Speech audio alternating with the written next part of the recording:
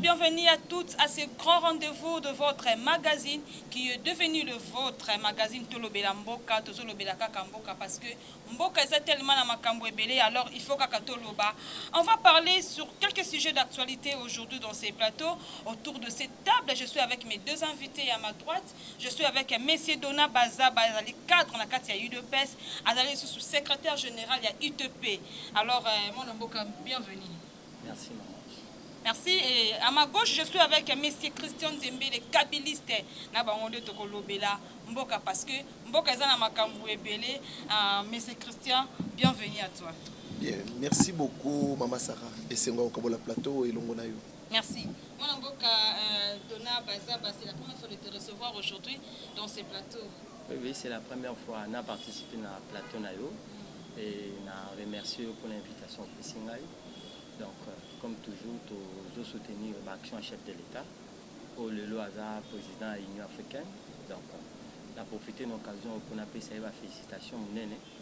Et puis, on a félicité le président à l'UDPS, l'honorable Jean-Marc Kaboun, pour l'élection en tant que premier vice-président de l'Assemblée nationale. Très bien. Moi, il faut que je captive Marlam. Moi, je suis Dona Baza, secrétaire général de l'UTP. UTP Zanini. Bon, ITP est un mouvement sociopolitique affilié à l'IDPS. Et ça, les canisi à moi, Mboka Yoa Congolojan, ou à Zali visionnaire ya structure yango. L'objectif n'a c'est ça à Moko, toi accompagner IDPS na autorité nango, ainsi que chef de l'État na mandat ou tozan nango ya au Kambambo Kanabiso, et puis to mobiliser population nabiso pour adhérer massivement à l'action chef de l'État. Très bien. L'ITP signifie Union de Tshisekidistes progressistes. Très bien. Merci beaucoup à nos fidèles téléspectateurs partout dans le monde. Merci en tout cas pour la branché scotché. Je crois bien que vous ne serez pas déçus et abonnez-vous massivement à la chaîne Oniams Officielle Télévision pour vous en avoir information à temps réel. Comme j'ai toujours dit, chez nous, l'information est prioritaire. Voilà. Moi, Mboka Dona Bazabato Fongola débat au sujet. M. Félix Tshisekedi, président de la République démocratique du Congo, le lot monnier na tête de l'Union africaine. Bazolo ba ete eza cadeau pour la RDC pour na yo étant que analyste politique l'ertino ko sala par rapport ya président Nabiso Félix Tshisekedi a commis président de l'Union africaine. Eza esengo munene pour na biso surtout nous peuple congolais parce que to ba ete RDC Congo eza pays eza situé na centre Afrique et France Fanon loba que l'Afrique eza le roi mundu qui gâchette na eza na RDC. Donc pour la biso esengo kotala ke mokonzi ya mboka 54 ans après, à l'époque de l'organisation de l'unité africaine, ici comme Mobutu Sese président, 54 ans après, l'Afrique a reconnaître que RDC a un mérite pour avoir direction pendant une année, donc mandat exercice à 2021, pour conduire l'Afrique vers Otobengi, prospérité principalement pour les peuples africains. Donc pour l'Angaï, en tant que d'abord Congolais, ils ont esengo munene comme on a dit moko kati na biso ou azo représenter biso azui bokonzi ya kokamba Afrique na destinée na. Très bien, merci beaucoup. Moi Mboka Christian Zembele, l'automoni président de la République a commis président de l'Union africaine. L'etude nous beaucoup ça par rapport à nomination. Merci beaucoup Maman Sarah pour nangai eloka liboso nazoko kamwa ndenge nini bandeko na biso ya UDPS. Bazomona yango dirait eloko moko extraordinaire, c'est comme si eloko moko basali yango pour na Félix Tshisekedi. Or na bisa bande ko UDPS baebake na Afrique. Tous en a plus de 53 pays en Afrique. Or, Union africaine et aussi ça pays Union sur Afrique. Poste ya président ya Union africaine za tourna kana ba pays et balukaka. Biso autre faisala Zaïre avec Mobutu. Fallait que zela sunde ndekolo biseng. Fallait que zela su bambula ebele pour son Congo. Or tout na biso et tombaki na 2016. Fallait que Joseph Kabila en 2016 a comme président de l'Union africaine depuis 2016 mais yé étant que nationaliste aloba qui vit ba problème tous en mboka tous qui à mesure té organiser l'élection et mboka zaki l'état moko ya malamu té il y avait de marche par-ci par-là ndeye à s'incliner qui devant ba père ya Union africaine lobi été tout ça lango après l'élection celui to organiser l'élection ndé wana to kozwa charge ko kipe ma mboka na Union africaine en 2016 ezalaki possibilité yango wana baninga Union africaine bandimaki soki ezalaka Shadrack Mutazaki président alingi pas le président de l'Union africaine soki pe ezalaki Seth Kikuni alinga za toujours président de l'Union africaine même Martin Fayulu alinga za la président de l'Union africaine donc eza Congo nem teza en tête de l'Union africaine donc eza tout chango mingi na ba individualité mais pour na elonga rozelanga na rozelelonga malonga te parce que c'est que biso ba nationaliste obundaka indépendance en Afrique. Or notre président a vraiment nationaliste était yé pona yé mboka na biso po tambola malamu esengeli libanda bacha maboko. Alors Afrique pas okabango na ba américain, okabango kaka na ba européen selon le lenge na ya kokamba. Ndenga zo kamba Congo, je pense que ndenge pas olinga okamba Afrique. Na lenge wana mabe donc mais je souhaite que azonga comprendre que histoire ya Congo kotonga mana ba congolais, même ya Afrique pour les Africains. Atika minko kanisa libanda, atika minko pesa confiance na ba américain pour ba recevoir biso. Mobutu ba américain ba sunga suka dans 97 atika Kinshasa capitale la plus sale d'Afrique. Mais en 1965, c'est la capitale la plus propre. Mais pourquoi vous êtes pessimiste? Il faut être optimiste. Non, ça peut aller. Ce qui n'a pas par rapport à la politique étrangère et chef de l'État, depuis qu'il est président de la République, a sali combien de voyages? Il a fait plus de 54 voyages dans les bandes d'Amboka. Et nous avons dit que pour que tu aies bosso, il faut les bandes de Sunga. Nous avons dit que les Congolais sont les sala pour te mboka na bango kendo bosso. Or tata mo kondia zo banza ite sengeli ba américain, ba belge, ba français, o ba sungaka na ba condition. Si konzo kanito apasa lipanda ya Afrika. Lipanda ya Afrika. Moni makanisi oyo batu lokola ba Mohamed Kadhafi bazalaka na yango. Nde batu twana bango bosenga. Alors soki tata mo kondia biso akobanza pe lo lenge wana toko kendo boso même makanisi na ye lo lenge na ye ko sala. Ezo kende penza mwa mbutu na politique na ye ya libanda, politique étrangère na eza politique mo ya dépendance. La dépendance, le Congo, tout ce qu'on décide, c'est l'Amérique qui décide à notre place. Nous sommes ça là. L'Américain n'est pas ça là. Donc, comme président de l'Union africaine en 2016 parce que je suis makambo belé mais makambo so comptoir na problème belé problème ici mais Félix comment accepter et ça par rapport à l'approche Joseph Kabila c'est un nationaliste, c'est un homme de principe.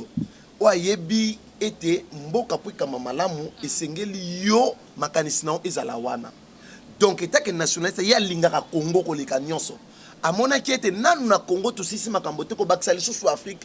Or to ana bakambi muso ba populiste balingaka bato ba mona ba balingaka ba titre oso mona ba betela bango maboko mwana mboka Joseph Kabila yema ngambo betela maboko etalaka yete yo etalaka eza musala parce que Congolais linga ki ete tezali kambu ya approche mona mkolinga bon ko quantifier bolingo ya mutu moi to lo bango zati yango tumona bandeko na ngai debe soko ebisi bango ka soko ba meniko lo ba émission ke Kabila ozala candidat na 2023 ndeko kotumboka balinga ko ke loko wana te ba opanga makasi konene lo ba ke balinga rete. Très bien, on va y revenir avec toi mais moi Mboka Dona Bazaba c'est quoi commentaire par rapport à Mandeko? Bon nayoki ndeko ndenga lobi nga naza kaka étonné kotala ke ndeko azokanisa ke Congo eza pays moko il faut vivre en autarcie, c'est-à-dire à Kangami azana libanda te. Toyebi que durant mandat ya ancien chef de l'État Otukologa président honoraire Kabila Congo est comme un pays moko enclavé diplomatiquement. Tous les qui sont nos partenaires, Bolamu et qui vraiment soutiennent nos partenaires extérieurs. Alors, tu jamais qu'on vivre bisomoro to Kangami.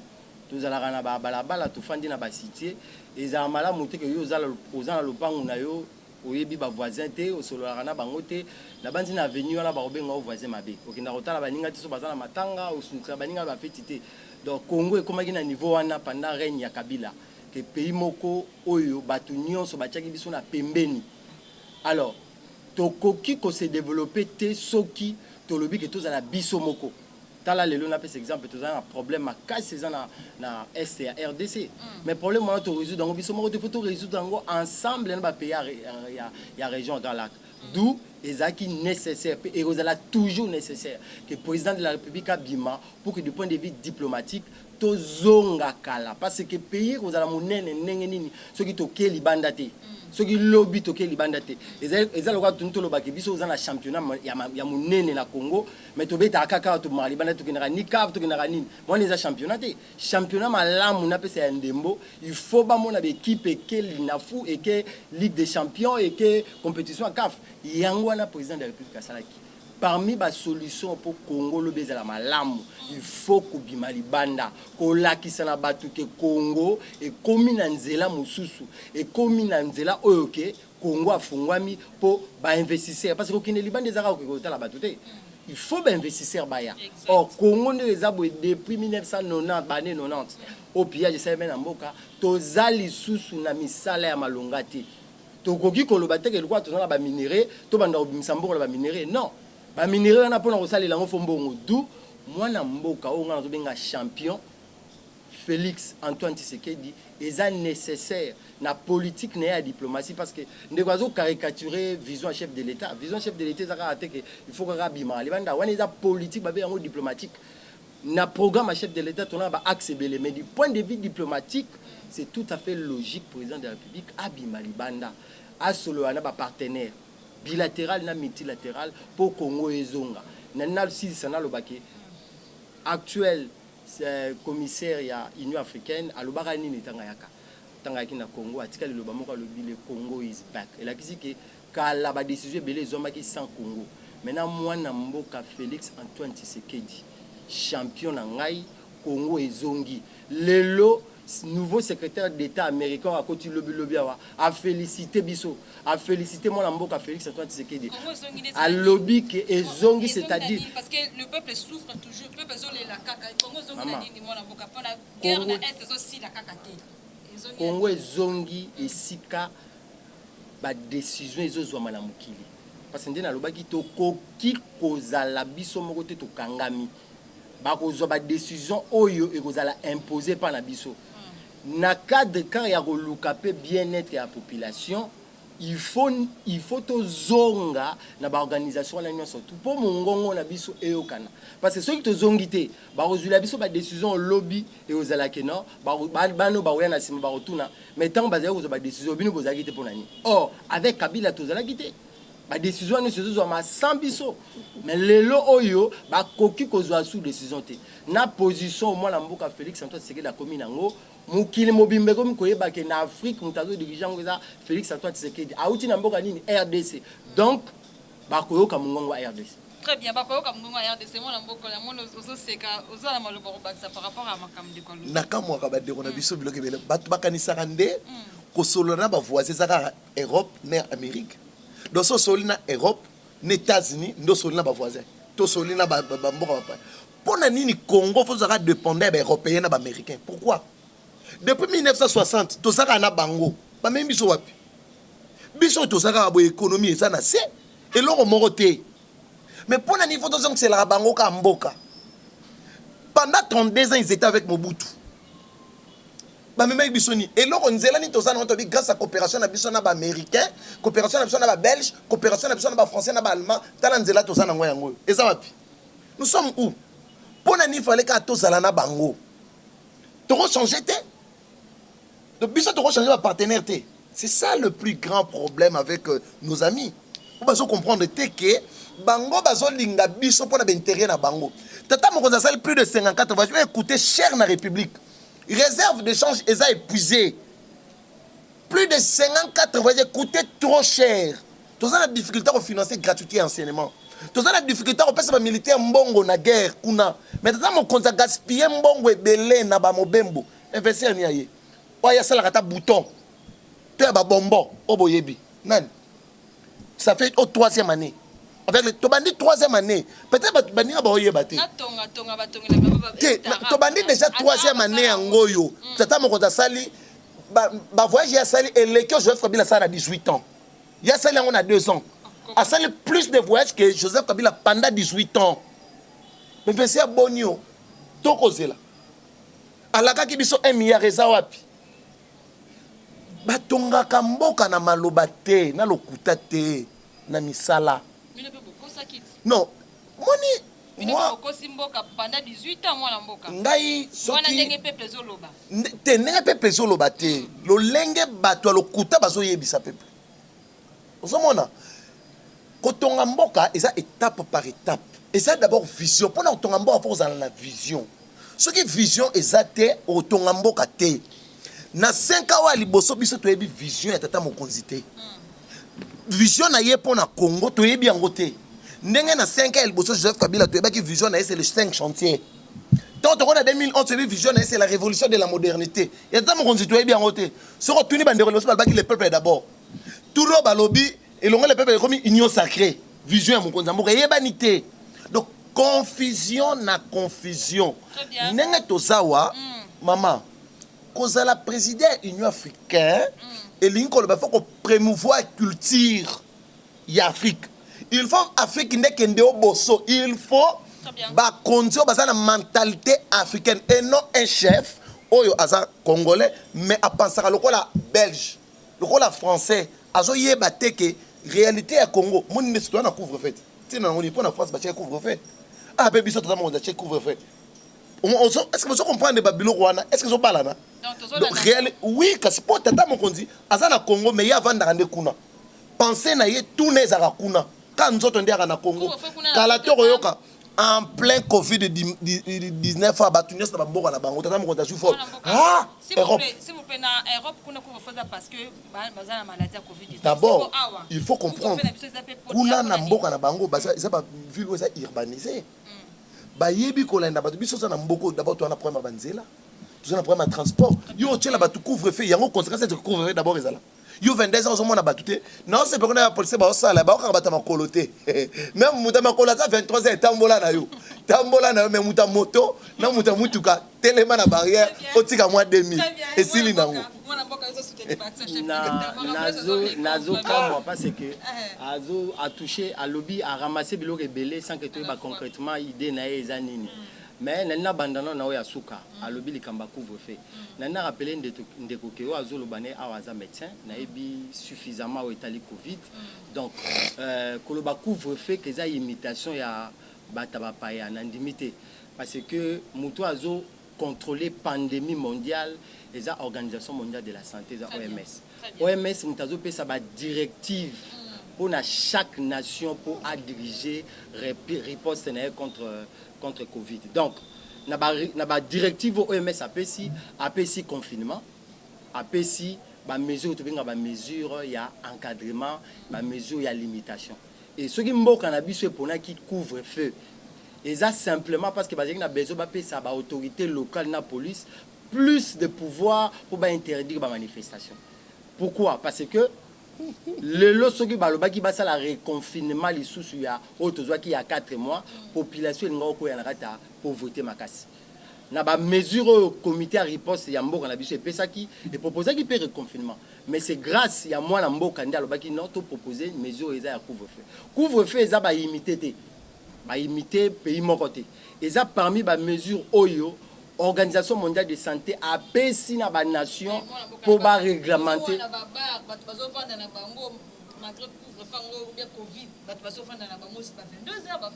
bon yango moni ngala na uti kalamingité ko landa communiquer ya mokonzi ya police à ville à Kinshasa a aussi ko rappeler que mesures à couvre-feu d'application et babakisi susu ke ba poursuivre na justice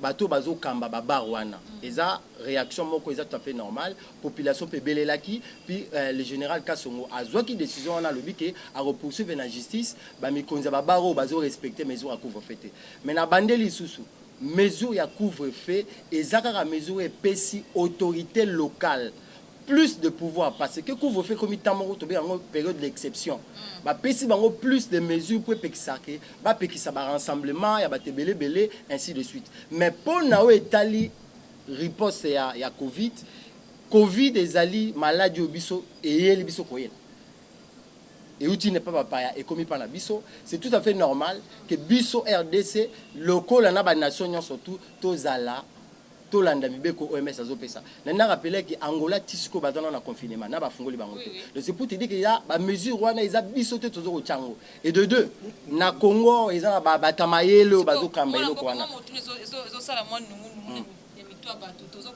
Malade ya Covid banda 6 ou bien 5 heures wana si 22 heures réseau ça à partir à 22 heures quand malade des kota pour faut pas kota na temps 21 heures plutôt té na lobi boy et mesure wana ba binga ngo za mesure ba binga ngo d'alerte eza ba mesure d'alerte eza ba mesure ezo permettre mutu nyonso na mutu na ye acha na bongo na ye ke eza un événement mo réseau salema et kozala ngonga moko téléphone azonga parce que tozana maladie boy déjà ba mesure d'alerte ba lobi te que na période wana le virus a zotambola te non. Et ça ba mesure d'alerte, c'est-à-dire quoi? Ba pesi ba mesure ya barrière contre Covid, mais ba baki sur le musu likolo po ba tuna mutu na bango ba kanisaka toujours que toza na période moko to koki kotambola rande tozala kité. Très bien. Ainsi de suite. Mais nalina ba ki ça concernant voyage ya chef de l'État, alobi que tout chef de l'État tambol biskanyo ça yende l'autre côté. Ndeko na banzi peut-être aza sous-informé, aza un problème d'information. Le président de la République c'est le seul qui actuellement a PC libre accès à l'information concernant le voyage à président. Même dans montant, ils ont connu monter à déplacement. Et lundi passé, outil qu'on lancé étude de faisabilité pour un chemin de fer. Entreprise Congo Rail. Et où tu peux lancer l'étude de faisabilité pour un chemin de fer.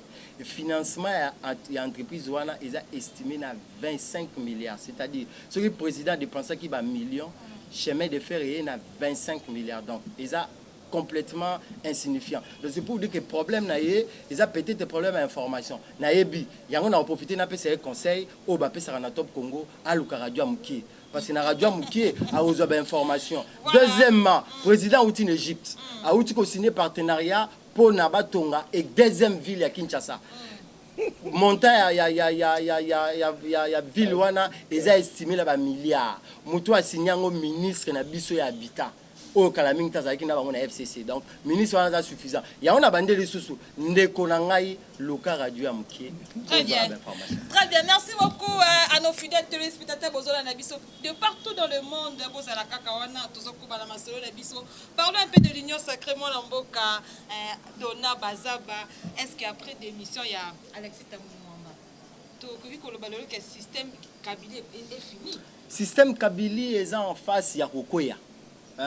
Na wana vraiment il faut na banana ko féliciter champion ngai mon président Félix Antoine Tshisekedi parce que personne mutumo côté na lobi akwa ko kansaki en moins de 2 ans tu aurais renverser autobengi nébuleuse ya FCC bato belé bazo tuna mais asali ndenge nini mais on les a ba secret peut-être que moko les ali na ba mémo na ya ko yebisa biso c'est que sûr et certain toza kokende petit à petit na ko déboulonner complètement aloba ki on a voyagé aux États-Unis aloba ki yango bandima kité batiaki makelele ko simba te mais lelo toza sûr et certain que page to bengi ya Kabila ils a tourné définitivement donc histoire ya kolobao Kabila ndende kwa lobaki que Kabila rozonga aroza sous candidat ceci tozo s'agiter les souté parce que na PC vraiment et anomalamu page Kabila na RDC ils a passé ils a souhaité donc Kabila c'est quelqu'un qui va te retanga ce qu'on a ba histoire et c'est tout simplement. Très bien moi namboka Christian Zembele est-ce qu'après la démission d'Alexis Tambouamba to ko lobalo le système a Kabila sili parce que to se rappeler ndenge de quoi ko ba président le baki on a États-Unis que aye pour na déboulonner système dictatorial régime dictatorial. Merci beaucoup Maman Sarah na aussi mo pesa ngama loba ebele ndengo pesi ndeko pour na balaye biloko belé à lobby oyo eza vraiment ya solo bon peut-être azo maîtriser ngoma malamu te de ko lobby biso za na difficulté information papa zala no calme kimia soki balobeli projet ya kotonga ville na Maluku et ça projet d'investissement même si ça va coûter des milliards et coûte ça combien de trésor public balé bazo tonga ville pour ba dignitaire ba kende ko vanda ça et coûte ça combien de trésor public et puis ça banane misala et importance tango zanini donc président pour na projet atonga ba dignitaire ba ministre ba député ville ba kende ko vanda ngai sikoyo pauvre mwana changu mwana kaluka na kotika na salité na ngana fulu na nga na bangungi bango ba mitongeli ba vivre kuna nde projet président papa ça ne sait pas on a plateau TV peuple qu'on l'a tala abeteli bango maboko voilà ba kotonga ville ba dignitaire ba ke kofanda kuna bango na bango ne mobutu te batonga pigeon bi pigeon quartier ba movancier ne ba mitongela ba vanda kuna ne pe police que nga sala. Vous comprenez cela? Donc ça c'est manquer kosakana na tout un peuple kosakana na biso donc boye kaka yo fele. Bon c'est la kimia tata mokonzi. Ceux qui va voyager chez les qui a comme investir, ba ko investir, ba tia misolo biso to zo misala. Nde yango peuple na ngo bosenga te. Et lo to na ngo bosenga nde yango wana. Misolo ko ta investissement. Deuxième lo ngina loba. Olobi couvre-feu ça parmi biloko yo OMS appelle. Non. OMS appelle ça mesure pour lutter contre Covid. Il faut chaque pays a soit mesure adapté na bomo ibwa bango. Oeza adapté na vie na bango. Jamais tu vas pona biloko oeza adapté na vie na biso te. Tata médecin. Il faut comprendre loko wana biso to pona maye oyo etali biso. Oyo so kokana na vie na ba congolais. To na banzela te. Transport eza passe to ko couvre-feu de 21h à 5h te. Yango zo simba te. Zéro. Tata mokonzi mutaswa ki 13 mesures, notamment couvre-feu. Parmi mes mesures, pas de réunion de plus de 10 personnes. Yemoko. À plus de 400 personnes à la cité de Loya. Yemoko, Tata Mokondi. Jamais Kaboun présent a eu des personnes. C'est plus de 300 na Nini Oyo. Babenga un hôtel Béatrice. Et non, l'obake, et ça sentiment, bah, il y a pour la décision, et ça pour la bokonoté. Pour ceux qui n'ont pas de bango, il y a tout ça. Parce que tout ça, on va tirer pour bisoto nyoko. Et ça, on nyoko la peuple. Non, et ça, donc, ça, on nyoko la peuple. Pour venir, boy, back in the classe, fallait qu'il soit pression Union européenne, soit pression européenne, soit pression UNICEF, pour la décision, on a en classe de 22. Sous pression, pour ne pas que ça va école. Mais quand ça va barrer fonctionner, quand ça va l'église fonctionner. Papa, tout ça na kimia. Tu bien na bino na 2023. Très bien, ils ont la mutuna na biso. Na nina lo bela marambu ya système Kabili. Maman, quand on parle de système Kabili, c'est ce qu'on appelle l'état de droit et la démocratie. L'état de droit et la démocratie, c'est ça le Kabili. C'est ça le système Kabili, c'est ça le système que Kabila a mis en place pour diriger le pays. Et quand on a jamais, quand on a un chiffonné constitution, ne souciez pas de quoi il dépêche. Pour eux, il faut qu'on kanga la constitution, qu'on finisse, qu'on boit dans la toilette. Moi, ça, on finit la constitution, on boit dans la toilette, on boit dans Kabila. Mais aussi longtemps, on a la constitution promulguée par Joseph Kabila, en février 2006, aussi longtemps, on a la constitution, le système, c'est le système Kabila. Parce que c'est lui qui a promulgué cette constitution que nous avons, que nous utilisons, que Oesali Tshisekedi Félix Aza la président Lelo. Mais il y a une question en tout. Quand on parlera des élections, c'est lui. Quand on parlera de l'alternance, c'est lui. Quand on parlera des réformes de la justice, c'est lui. Quand on parlera de réformes, c'est lui. Tout. Le Congo actuel, le Congo que nous avons, c'est construit par Kabila. Congo, Lelo, la République démocratique du Congo, c'est lui. Yende Moto Asali Yango. C'est Joseph Kabila. Donc on ne peut pas venir ici parler na Congo sans Kolongo la Combo Kabila. Les athées, pour nous, c'est Tata Mokonzamboka Lelo par les élections, c'est merci Joseph Kabila. Donc tel qu'il est là, ce que Joseph Kabila promulgue la constitution, on a tel nga comme présenté. Na mécanisme ni. Elle nga comme té. Ndi ko nga tu un plateau kolobani. Tu nga to sala wate. Tout ça, c'est le principe établi par Joseph Kabila. Il y a un salibison les lots Il y a un salibison pour défendre les lots. Donc le système Kabila, normalement, si tu dois respecter les principes. Et quand tu as la bombe bimba ya congolais jusqu'à Tim Kolotoro décidé pour te terme la manière on a biso. Bah na intention na bango ngwana ko fina constitution. Mais tu as la bango ba komeka ta kolongo la passe mon côté. Très bien. Lisu likolo ya lisu. Très bien. Lisu likolo ya lisu mona mboka dona bazaba. Est-ce que pensez-vous vraiment que y aura une bonne finalité dans l'union sacrée parce que tout le monde union sacrée là où tout le monde adhère sans un acte d'engagement il y a bazo kota kaka bongo puis ce sont les mêmes personnes au bazala qui na FCC ba mwana bazo sur l'union sacrée. Il y aura vraiment une bonne finalité dans l'union sacrée. Analyse ne koko zalani.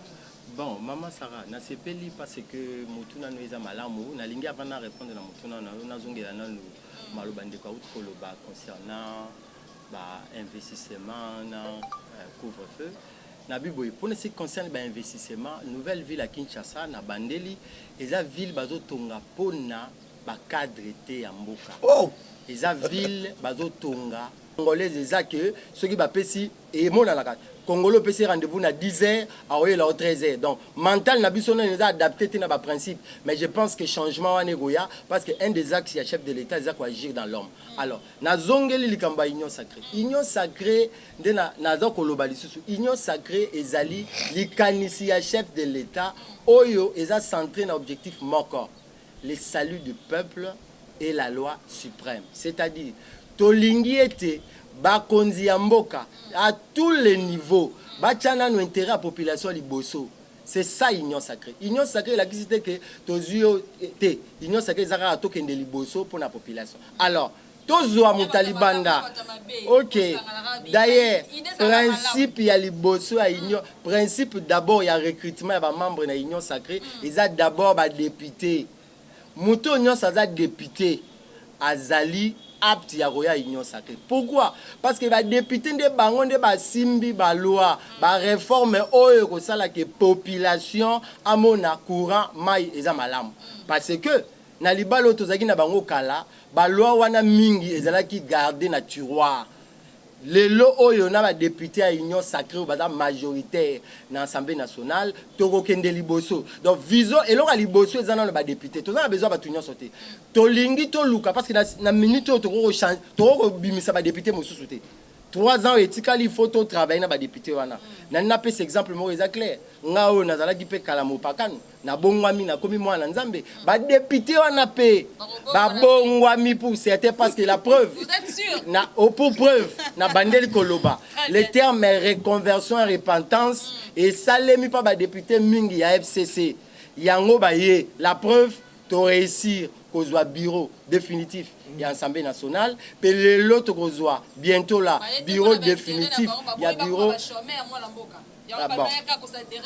Maman, naboité politique, tout ça la politique. Politique est un monde d'intérêt. Politique et qu'il y a des pères n'a d'intérêt. Donc, si on a un intérêt n'a pas qui va perdre des misala, tant mieux. Mais ceux qui va repérer des misala pour que le lobby population soit courant maïnzela, on est malam. Donc, on a la bandille kolobake, le peuple est d'abord. Où est le slogan ya Kondo président Langai le docteur Etienne Tshisekedi oh le lomo konzamboka a lobeli que le salut du peuple est la suprême et yango wanande union sacrée à Simbi yango pour que lobby courant mai électricité et zonga bandeko bazolo bazabi Etienne Tshisekedi pasala réunion sacrée na 1980 tozala ki tenga bazala ki non te 6 fois mais l'histoire quand même nous rappelle pasala réunion sacrée ici baraté est-ce que vous êtes sûr réunion sacrée aussi maman Union sacrée et Kosimba. Pourquoi? Parce que tout à liboso Union sacrée Simbaraté parce que tozala qui aura regroupement moko ya opposition et à l'intérieur de ça ba infiltrer ming bayaki. Tout le monde a plus tard Union sacrée bebaki pourquoi? Parce que troisième voie il y a Kengo na cardinal Mosengo Mundaki pour faire capoter Union sacrée.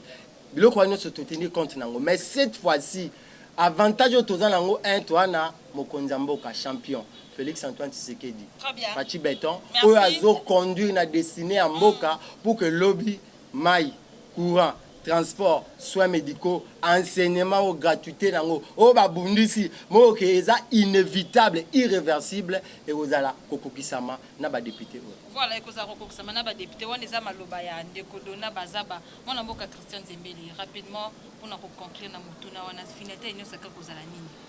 Maman Sarah, ndé dans ce mikolo nyonso liputa kizoba zoba bakendaka nango fête jamais.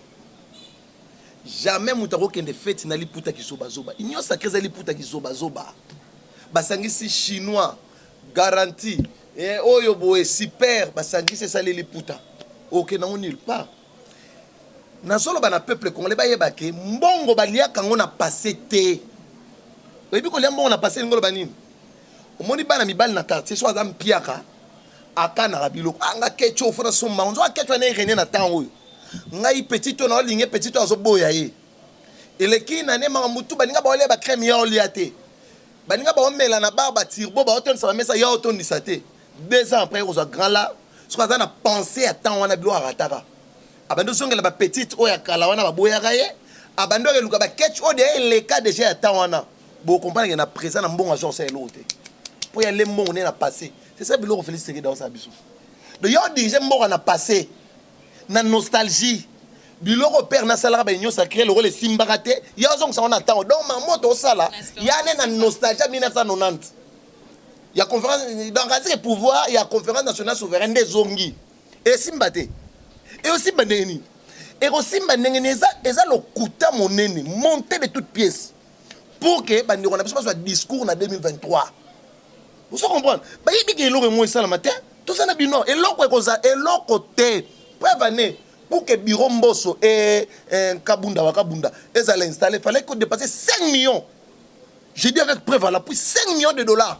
Que Mbosso soit au Kabola député na 7 heures après l'élection. Boya na 7 heures. Parce que avec beaucoup de légèreté, n'a 5 balles. 5 balles, bon, il y a beaucoup de banques. Avec beaucoup de légèreté. Moi, j'étais là sur le terrain, tu n'es pas Molaire à l'objet. Na lo bezal ka mo tuna papa Molaire te. To sili sa émission na rotine de l'audio à Mbosso tango. Il y a Mbosso papa Molaire a voix qui bazoi balia ki mbongo. Mais balo a boyi pour aso ki pression, ko bi ka so ki pression. Ne nyo sa yo pa lo ba makambo, bo pression so ki. Bo toi lo ba so risque. Na lobi na rotine de l'audio. Te montage te. To ebi ve Mbosso nga lo baka. Tu es bien malgré la top Congo devant Christophe Sakon na kokaki à l'accès niveau na ce qui est à la élection la vrai Mbosso Rose à la présidente avec déclaration de la top Congo tu es bien niveau il dit clairement Boroya lobi na 7 heures bon na maboko banque 5 millions 5 millions de dollars et Koufi pour la jour moko pour la journée moko 5 millions Koufi si ma papa ko lobana biso chance à le beza slogan na sepena lobi ka slogan na sepeli nenga lobi kezala ki slogan pour ceux qui alors ba lelo mususu yene mta lobi ezaka slogan ya fait tiene tiseke slogan ba saka noni slogan c'est logo tezaka ga slogan mais biso na posa vision logo la bango ba na ba slogan biso na posa vision ya ngoto lobi to ko cha mokonzi ya mboka na 2023 azana vision omoni chance loko pambo yo okomi dans bloc kabila facilité batu ati chance loko pamba mutakola mngalo bina tongo mi président oyo yango to okomi so mon vision zate mutakomi na mokonza mboka vision zate tala eska to komi to kende tout donc il faut pas ne on se na ba chiffres moni un certain moment faut tout ça débat avec des chiffres et les indicateurs tu pas que de 2018 à 2016 où en sommes nous kabila tika mboko netani économiquement et les autres nous sommes où sur le plan sécuritaire, à niveau sur le plan éducation, ça fait 2 ans depuis que je Félix Reda après ça mais après ça va diplôme à la fin de l'année. Ça fait 2 ans. Déjà c'est lundi rentrer ça combien de mois. Mais on peut ça va diplôme dans bulletin. On passer ma classe. Éducation ba eko boma, ba na objectif ba combattant ba sur place, ba to ba tangi ba sur place té. Il y a un moment ba tondi na présidence de la République, c'est président Loba, ba tio loboko na poche. Ba ki paraté. Et ça dès qu'on s'en il y a un c'est ça qu'on soit ba poste ko pesa la combattant. Moi ça aussi ba poste pe ba combattant, ba yebi ndeni mboka kama mato. Wili ba konga ministre ya enseignement a foutre ba touté. Muta futa rabatu na ministère de ministre finance nda futa rabatu nyonso pe futa na banque donc c'est difficile pour un ministre à détourner salaire ou paye ya ba enseignant ça n'a pas de sens mais ça n'a pas de sens ça n'a pas de sens mais tout le monde na vidéo ils ont circulé à tout le monde école moi oui ba konga ça na non c'est n'importe quoi il faut même pas c'est du n'importe quoi ba député kuna ba démentir ngo na ba interview je peux vous démontrer ba ça le kuta makasi ya bon je ne suis pas venu ici défendre ministre et enseignement mais non tout fait partie de notre l'UDPS est libiso politique il y a formol et ngo ba ya le kuta ya ko monter biloko. C'est ça politique à UDPS au Libiso. Politique. Oh bah déjà mboka na lokuta te. Na lokuta au dirige jamais mboka. Très bien, on est en train de chuter. C'était là, mais c'est Christian Zembele du FCC Kabiliste et on était avec moi Mboka Dona Bazaba, un mot pour l'avenir du Congo et un mot pour notre pays. Président de la République Félix Tshisekedi. Bon, na lobi kakake mboka na biso eza na maboko ya mutamalamu. Maboko et Pambolami, et maboko ya président Félix Antoine Tshisekedi. totia matoi mingi te na ba rumeur ba fake news ba information parfois où ils a vérifiable te au bato ya ngambo kuna bazoko propager mais c'est que sur certains Congo ils ont un avenir moko meilleur lobby à Congo ils a bien ils a même très bien parce que na minute oyo maboko vraiment ils a maboko oyo simbi Congo et ils a opambolama. Mais nazonga muke na ba fake news na obenga fake news on ne pas lobby ils a ba informations qui ne sont pas fondées ils a fondé 5 millions et 5 millions za montant monene comme la banque sans traçabilité ils ont pas si tout ça 5 millions boy c'est pour dire que problème na bango est simple muto azaki liboso wana bande ko soigner ba député té ba député au balongoli bureau ya Janine Mabunda c'est parce que bureau wana est négligé qui ba député on ba député faut pas voter ba loi alors ceux qui député a mis dans des conditions meilleures ndeti lelo union sacrée alingi qui a responsabilisé député lobby député a bimisila biso ba réforme na ba loi biloko ko sala ke lobby ngana za bien et ça m'a bêté donc président Nabiso a conduit au Congo bien lobby Congo est meilleur mais souhait pour l'union sacrée conduira le Congo vers un meilleur ça c'est sûr. Très bien, l'union sacrée conduira le Congo vers un meilleur. On est à propos ya mona mboka Dona Bazaba, mona mboka Christian Zembeli rapidement. Oui, maman Sarah, n'enga lo banandeko oui. Non, on est arrivé à la fin. T'es aussi Nabiso na lo baka ndenge no lobby demain à Congo aux la meilleure, je suis d'accord mais pas avec Félix Sekedi. Na lobby boye. Okoko za na bolingo ya mboka. Okoki pe za na volontaire ko sala. Président Félix Taza président Suko pour le moment. Yo ça ce qu'on a posé na même ngana bo sala bientôt cette kikuni to congolais nyonso. Mbo okoko za na bolingo ya mboka mais soko yebi musala ngoto ko sala onka mabe. Ata bolingo za ba déjà na bolingo te ba déjà na compétence, na connaissance. Donc ce qui bolingo yango moko ne suffit pas. Donc bolingo ya mboka yango moko ne suffit pas. Compétence déjà important. Pour que mboka ekende na bonheur nango. Union sacrée eza lokuta monene peuple singila yeba. Mais peuple telema pour 2023 élection sala mato benga na bango. La seule voie benga na bango c'est élection. Bino kaka siko benga na bango ba sala. Oui, pour ba saka na 5 ans na biso. Tela 5 ans donc 5 ans. Tata pendant 18 ans tu as un bilan très positif et largement positif. On arrive à la fin vraiment mesdames et messieurs. Messieurs. Félix Sekedi. Il fait partie de notre bilan de 18 ans. Félix Sekedi fait partie de notre bilan. C'est pour cela qu'il sera comme président, c'est grâce à travail à 18 ans Kabila. Dès comme il président Lelo. Nous sommes arrivés pratiquement à la fin, mesdames et messieurs. Nous avons signalé que nous avons propos et engagé Kakabango. Nous avons informé, nous avons servir Bino. À temps réel, voilà, nous sommes vraiment arrivés pratiquement à la fin. Merci beaucoup à Kimbo, mon réalisateur, à la Kipena Sima Caméra. Merci beaucoup à toi, merci beaucoup à Kax Kadima, mon confrère. Merci beaucoup à Bandekolo Sobolande qui sont de partout dans le monde. Merci beaucoup à JC Mambe, mon conseiller privé, Mambe Abaj. Merci beaucoup à Papa Francis Mbouya en direct en Australie. Papa Zor à la tête donc on se retrouve très prochainement mesdames et messieurs. Je vous assure que le Congo ne sera jamais déstabilisé. D'ici là, portez-vous bien. Au revoir.